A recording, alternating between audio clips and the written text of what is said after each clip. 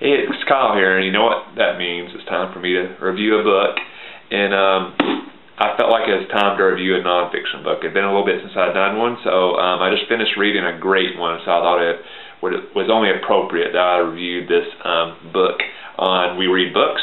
So today I'm reviewing The Artist, the Philosopher, and the Warrior by Paul Strathern. This is a really interesting book. I really enjoyed it a lot. The book is about Leonardo da Vinci, Niccolo Machiavelli, and Caesar Borgia. So da Vinci is obviously the artist, Machiavelli is the philosopher, and Borgia is the warrior. Of course, I'm sure I don't have to explain who Leonardo da Vinci is. Very famous artist, scientist, philosopher, all sorts of, amazing works are attributed to da Vinci. It's a very fascinating individual, so I really enjoyed learning more about him through this book. Machiavelli is really well known for writing The Prince, one of the more famous political philosophers there's been. Myself, I had to study Machiavelli a lot in college since I was a political science major. I've always found him really fascinating, but I'd really studied more of his works. I never really studied his life much, so it was really interesting to read more about that. And Caesar Borgia is a very infamous military leader and politician in Italy. His father was the Pope. They were some of the most corrupt individuals, I guess, in that period of European history. Did all sorts of horrific acts, assassinations, bribery. I mean, anything bad and evil you could really think of, the Borgias did it.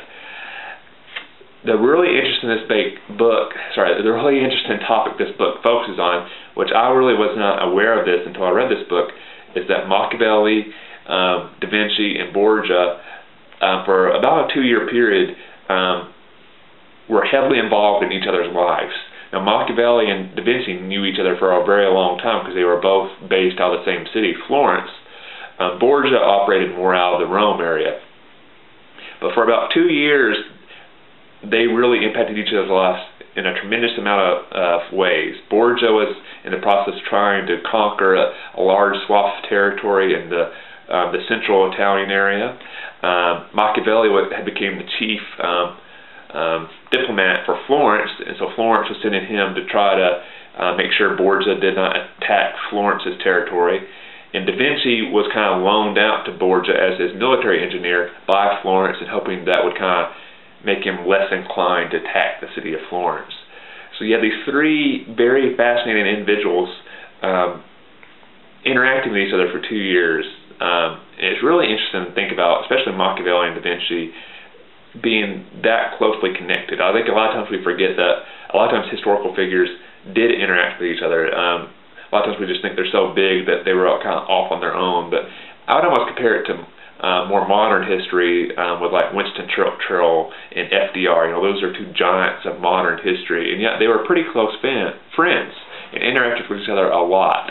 So this book really does an excellent job of kind of exploring how these three individuals influence each other's trains of thought, how they influence their work, how the military acts of Borgia really impacted Machiavelli and da Vinci. I really found it interesting how they talked about how da Vinci's work and art and other aspects of his life really dramatically changed after he worked for Borgia, because before that, da Vinci really hadn't been around war much. And after his experience with Borgia, it really seemed like his witnesses of battle had really traumatized him, and his life really was never quite the same again, and it really impacted his work a lot. So this is a really interesting book. I would not say you really have to be a huge da Vinci fan or a huge Machiavelli fan or a huge Borgia fan to really find this book interesting. I would say if you're interested in history, this is the type of book that you would really enjoy. If you're not really a nonfiction fan, I don't think you would really enjoy this book, because this book's very much written in the kind of traditional nonfiction style. But if you're interested in history in any bit, I think this is a book you'll find really interesting. The author does a wonderful job of kind of exploring how these historical events impacted these historical figures and really changed the way they acted and viewed the world, which thus dramatically impacted the world we live in today, because these are three individuals that have had a tremendous impact on the modern world.